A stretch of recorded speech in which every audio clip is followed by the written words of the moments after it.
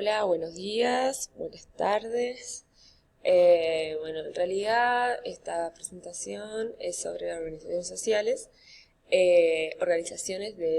rurales en sí.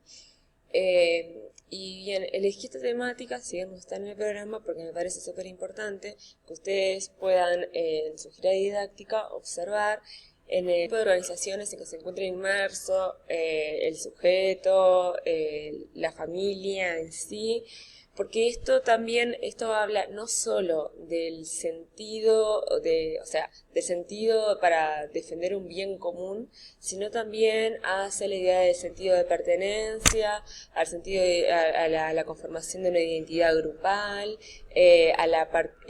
las diferentes modalidades de participación en una organización, si bien es un socio natural, digamos, por ser parte de un grupo, o bien es activo, participa, y esto habla de diferentes atravesamientos con respecto al Estado, con respecto a las políticas y diferentes concepciones en sí. Pero vamos a ir de a poco, vamos a tratar de a poco porque soy bastante desordenada. Bien, ahora vamos a pensar de por qué la gente se organiza. Bueno, la gente se organiza ya sea para defender intereses económicos, solidaridad, pensemos, no sé, en organizaciones como la Cruz Roja, por ejemplo, búsqueda de apoyo y afecto, como grupos, por ejemplo, de autoayuda, como Alcohólicos Anónimos, para practicar un deporte también se organiza la gente. En fin, hay diferentes razones, múltiples razones en sí. Bien. Todas las organizaciones sociales, sea para el fin que sean, ¿sí?, poseen un grupo de referencia social, una estructura organizativa y decisional, expresan una identificación ideológica, ¿verdad?, que las legitima y los conduce a la concreción de ciertos objetivos y metas. Tienen para eso un conjunto de acciones, de lucha, un conjunto de métodos, guiados por distintos objetivos. Esta concepción ideológica les da cierta coherencia, ¿verdad? Nosotros nos vamos a enfocar en las organizaciones que se llaman grupos de interés, o sea, que en realidad son guiadas para defender intereses en común de sus miembros, ¿verdad? Por ejemplo, reivindicaciones salariales, pensemos en los sindicatos, reivindicaciones en cuanto a las condiciones de vida, en fin.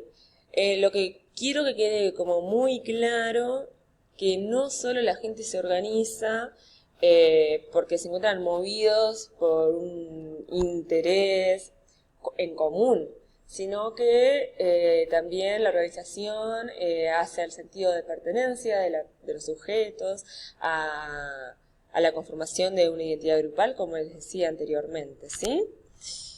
Bien, y esto también conlleva a una cierta cuota de poder, porque en las organizaciones son más o menos jerárquicas, ¿verdad?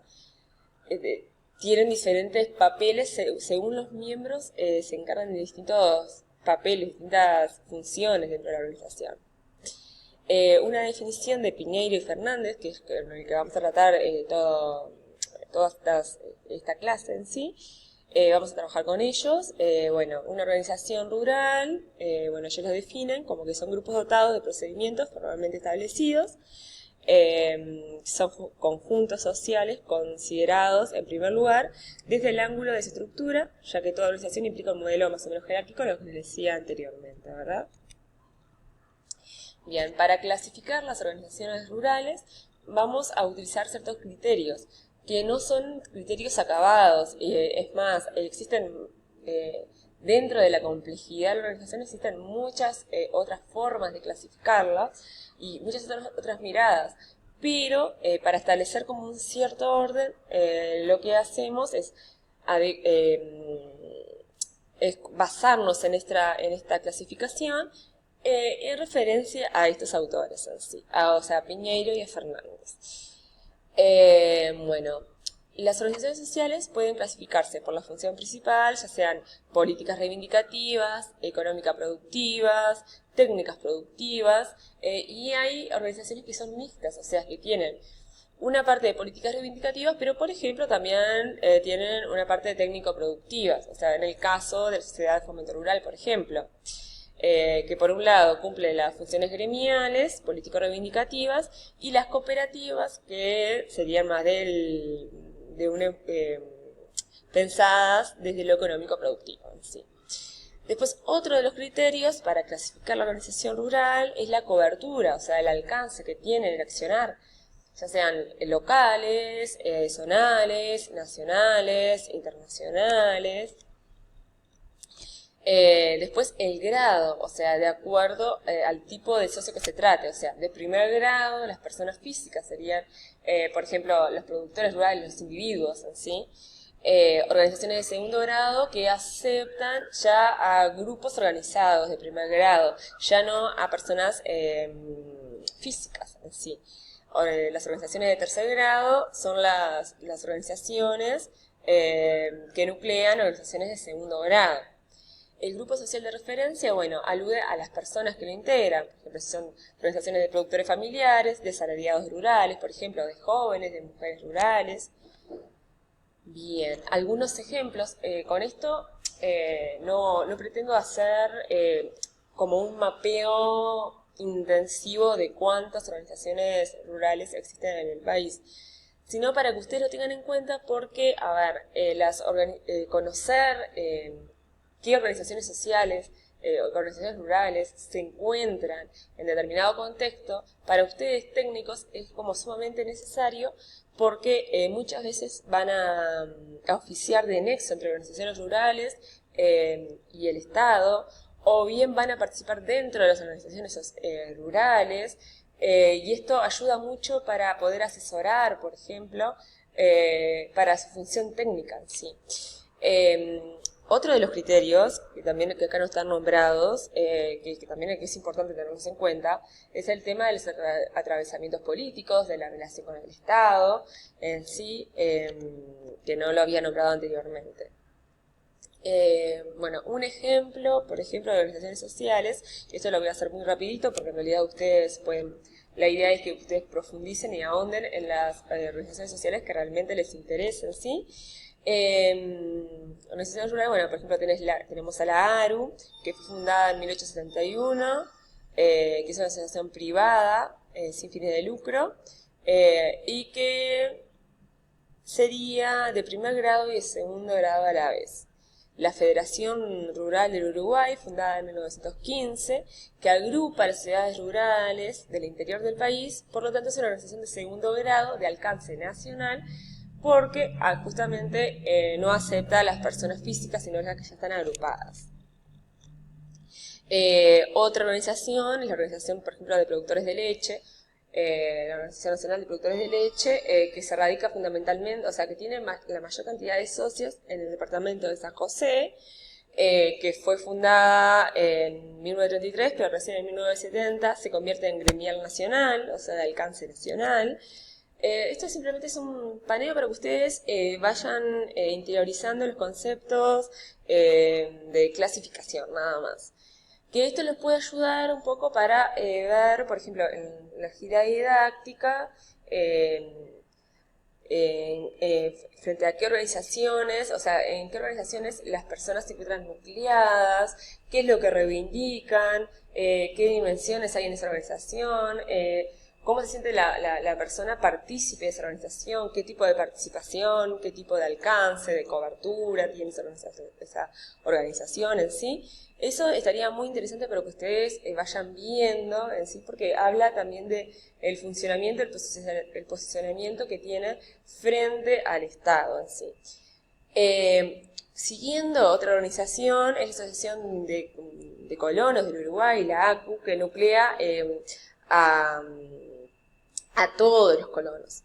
El objetivo de esta organización es orientar a los colonos hacia el cooperativismo, fomentar el desarrollo educativo, sanitario y social de los miembros de la colonia, apoyo a la formación de jóvenes y de mujeres rurales, fomentar la tecnificación de los predios rurales. Entonces, es una organización mixta, digamos. O sea, por un lado tiene la función de más productiva, más técnica productiva, más esto de fomentar la tecnificación de los predios rurales que les decía anteriormente, pero también conjugar los intereses políticos y reivindicativos, ¿verdad? Como esto de fomentar el desarrollo de las mujeres y de los jóvenes rurales, por ejemplo, el desarrollo educativo, el sanitario. Bien, a ver, está otro para más o menos para poder visualizar el alcance regional que tiene, es la Coordinadora de Productores Familiares del Mercosur, que en realidad es el nucleamiento, fue creada en 1994, perdón, y alude al nucleamiento de la Comisión Nacional de Fomento de Uruguay, la Federación Agraria Argentina, la Federación Nacional Campesina de Paraguay, y la CUT y la CONTAG de Brasil. O sea, esto fue en 1994 cuando fue formada, después se incluyeron otras, ¿verdad? Bueno, y por ejemplo acá, simplemente para que ustedes utilicen una especie de razonamiento en esto que vayan interiorizando los conceptos de clasificación, que les puede servir como herramientas para poder entender la organización, por ejemplo, si van a estudiar o si van a entrar en una organización, o si el productor familiar, por ejemplo, pertenece a alguna organización.